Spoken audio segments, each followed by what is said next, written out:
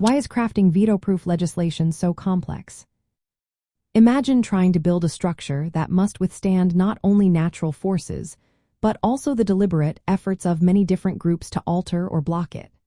That is similar to the challenge faced when creating legislation that can withstand vetoes.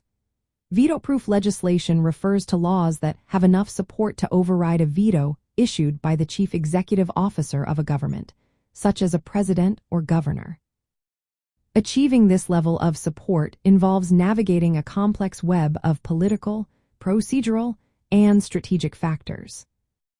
One of the main reasons for this complexity is the requirement for supermajority votes in legislative bodies. Unlike passing ordinary laws, which often need a simple majority, veto-proof legislation typically demands a larger consensus, such as 2/3 of the legislative chamber or both chambers combined. Securing such broad support requires building alliances across diverse political factions, which can have conflicting priorities and ideologies. This process often involves extensive negotiations, compromises, and concessions to bring enough legislators on board. Another factor is the influence of political parties and interest groups. Political parties may have differing views on the legislation's content, and interest groups often lobby intensely to sway legislators' opinions.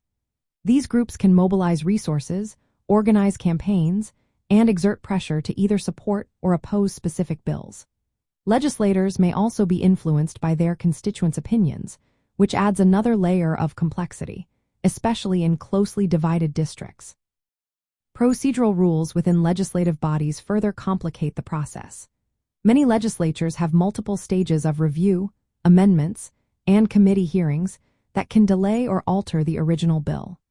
These procedures are designed to ensure thorough examination but can also be used strategically to stall or weaken legislation.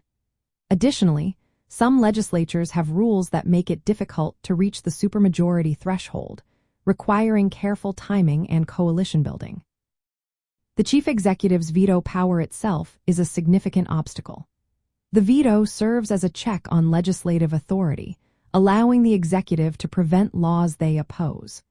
Overcoming this veto requires not only legislative support but also political will to challenge the executive's authority, which can be risky for legislators seeking re-election or favor with the executive branch. In summary, crafting veto-proof legislation is a complex endeavor because it involves securing broad political consensus, navigating procedural hurdles, managing diverse stakeholder interests, and balancing the power dynamics between legislative and executive branches.